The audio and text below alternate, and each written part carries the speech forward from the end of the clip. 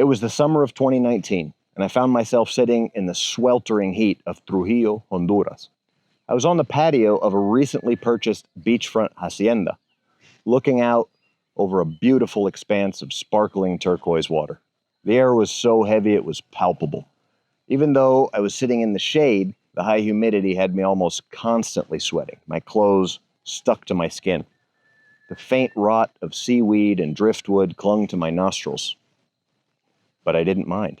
I remember thinking about the stark contrast of that beautiful hacienda, framed by its tranquil sands, in comparison to the danger and adrenaline I had been steeped in for the previous weeks. It had been full-on hustle, a lot of skill, a few close calls, and a little luck. But now, almost suddenly, everything had come to a grinding halt. Now it was just the waves lapping softly against the shore, the occasional squawk of a macaw, and the relative stillness of the day's only task, to sit on that porch and wait. I was waiting for an associate, a Honduran man who had built quite an empire for himself, pulling wealth out of the mud in the second largest expanse of virgin rainforest of all of the Americas. What was, at the time, one of the most dangerous places on the planet for a gringo like me, La Moskitia. I had just finished running an overland route that very few people had ever traversed, moving regularly between his gold mines deep in that jungle and the cities on the other side of the country. The route was so difficult that no 4x4 could cross it alone. Certain sections could only be traversed by loading my truck onto makeshift wooden barges. We'd float on the barge to the next navigable area, offload, and start the whole grueling process all over again. Combine the punishing terrain with the fact that 80% of the cocaine entering the United States at that time was moving through that exact corridor. And things got, well, complicated. The military was hunting anyone with a gun, and the narcos were hunting anyone in their territory that looked like a threat. Any roving patrol I came across on my route was a volatile situation waiting to happen. Sitting there on that porch, completely removed from the chaos, I wondered what my friend was coming to tell me. What was so important that he wanted to meet me all the way out here and couldn't tell me over the phone? If you looked at him, my friend, that is, you might not think much at first. He was a very small man, clean-cut with a quiet, soft-spoken demeanor. But much like the rivers that cut deep swaths through that very jungle, the calm surface was not a good indicator of what lay below. Never once saw him raise his voice, because he quite simply never had to. When he walked into a room, the sheer weight of his focus and dedication demanded absolute respect. I didn't know it at the time, but I was waiting for him to come tell me about a crew of local lobster fishermen and what they had found. While out on their pangas pulling up a trap that had drifted off the reef, they made a shocking discovery. The trajectory of that stray trap perfectly lining up with the unusually calm, clear water that afternoon allowed them to catch a glimpse of something resting on the bottom of the ocean. As they hauled up that final trap of the day, the looming silhouette on the seafloor below couldn't be ignored. It was something straight out of a history book for me, but a fabled legend for the locals like them. It was unmistakably the wreck of a formerly undiscovered Spanish galleon, cannons and all. When a proposition like that is laid on the table, my mind immediately shifts into calculating feasibility and risk assessment. These fishermen hadn't exactly dropped a GPS pin. Heck, they didn't even have smartphones. All they knew was the general area and that they had found something valuable which hadn't been seen for hundreds of years. They wouldn't just be bringing up the sunken treasures. Before that, I'd have to go back out there and find the wreck again, run a rigorous grid pattern search from the surface, back and forth, up and back, maintaining the course throughout whatever weather conditions I might find and hoping for water clear enough to see what they had. Only then could I lock in the coordinates so the wreck could be found consistently. Then, after that, the dive itself would be easy. Of course, until it wasn't. I had my scuba gear, so that wasn't the issue. Mask, fins, snorkel, BC, refilling tanks would be interesting. Dive light, knife. As I was mentally laying out my kit, analyzing what I had versus what I needed, I hit what for me was a massive friction point. The blade. Weird, I know. I was willing to boat and then truck in and out 20 nitrox tanks at a time from the Bay Islands. but I was worried about taking my handmade 5160 blade into the saltwater, thinking about all the extra daily maintenance it would require. To understand my problem, you should understand a bit about me. Efficiency was one of my biggest priorities then. In fact, it still is now. And I knew that job would be time sensitive. It wasn't like I would just be leisurely bringing up untold riches, not worrying about who else finds out. No, I would be on a time crunch. Working in the private security sector, I had learned skills, knowledge, and environment are what dictate the gear. One day you're wearing a plate carrier, the next a battle belt, then a suit and tie, and now a scuba BC. I knew very well the importance of a good blade because I made them, I used them, and I bet my life on them. I also knew the 100 hours of work it took to make one of my custom blades, forging, filing, grinding, thermal cycling, polishing, sharpening. Funny as it was, faced with untold treasure, I found myself incredibly frustrated at how much of a pain in the butt it was to be constantly moving my knife off one piece of kit just to attach it to another and feel like I was trapped in this endless cycle of having to stop what I was doing to swap what my blade was attached to every time my environment changed. I don't know. Maybe it was just me. Maybe you guys can relate. The parallel issue is that taking high-carbon custom steel into the saltwater is a nightmare. I knew from working in many maritime environments that I didn't want to deal with the constant cleaning and oiling required to prevent the ocean from creating surface rust on the edge of my beautiful blade. I realized right then I had a problem I could solve. I needed a completely different type of tool. Of course, it had to be a great knife, highly effective, and I had to be able to count on it without a shadow of a doubt. It had to be a knife affordable enough that I could own 15 and permanently attach them to every piece of kit I own. It also had to be low maintenance enough that I could take it in and out of the saltwater without a second thought. But before I could even draw up the plans for the knife, the cold reality of the actual dive began to set in. Let's say the plan works perfectly. I find the galleon, find the treasure, carefully secure it, and float it all up over the following weeks and months of work this will inevitably become. I break the surface of the water one day after another successful dive. Just another day, right? But not really. Somehow this day is different. Because by now, the lobster fishermen have told their friends. All the people helping offload and transport the cargo have seen the spoils with their own two eyes. Word is spreading, and what happens next? I'm looking at a panga full of men who now have gold in their hands, and the love of money warping their minds. The simplest math in the world dictates that fewer breathing bodies on that boat means more gold per pocket. Would it be that day that I would learn I had been right all along? That when the tides had turned and the sickness had taken hold, the most likely scenario would be realized? My only reward a bullet on my way back to the boat? Oftentimes, if an opportunity seems too good to be true, it is. I declined my friend's offer. I likely dodged that bullet, and I learned a valuable lesson. I gained a treasure that I didn't have to dive for. Looking back, the real wealth wasn't growing barnacles in the hull of that Spanish ship. The real treasure was something much better. Walking away from that situation allowed me to design a tool that brings immense life-saving value to the tactical community. A blade that won't keep you a window shopper over its price tag, but instead can save your life because you'll have it when you need it. That concept eventually became the EDC Relentless.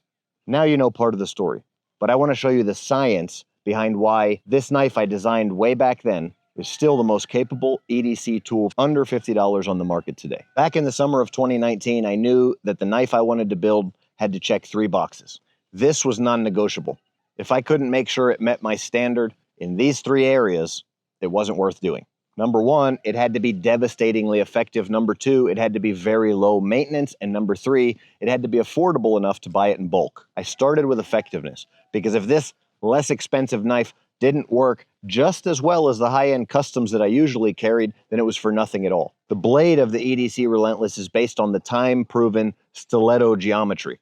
The double edge allows for standard slashing movements in forward and reverse grip, as well as reverse cuts on the pull-through, and it, of course, penetrates extremely well. It had to be tough, so I went with a nearly full tang blade. Tang comes all the way right up to the edge. Breakage is not an option when a man is in a foreign land on his own. The stock thickness of just over 1/16 of an inch ensures strength, but also keeps it light and portable. Because when it comes to EDC gear in the fray, ounces equal pounds and pounds equal pain. That ultra thin edge geometry keeps it slicey and adds to the incredible piercing capability the stiletto is known for, while retaining the ability for concealment under a light shirt. Since creating this blade, I've entered into many a dangerous situation with this around my neck. Under my shirt, of course. I can't tell you how many times I've been patted down and checked for weapons, but around the neck seems to be the last place they check, which is fine by me. I'll take the armed advantage every time.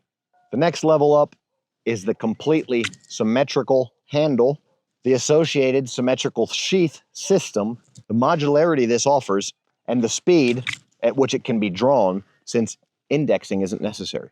If I can get my knife out quicker than you can get your gun out and put shots on target, that might be a mistake you don't get the chance to learn from. When you're in a high-stakes situation, you do not have time to carefully position your hand on the blade, either before or after you pull it. You need to be able to grab it quick, and it needs to come out ready. With the EDC Relentless, there's no wrong way to hold it. Forward grip, reverse grip, you just grab it, pull it, and it goes to work. In the heat of the moment, I might not remember all my carefully practiced martial arts movements. I like a knife that cuts any way I flip it. The second box I had to check to solve my knife problem was making it low maintenance. I didn't want to add a blade to my list of worries or things that I had to carefully care for. I wanted a blade I could duct tape behind a toilet in a gas station bathroom, forget about it, and grab it 10 years later when I passed through town if I found myself in a bind.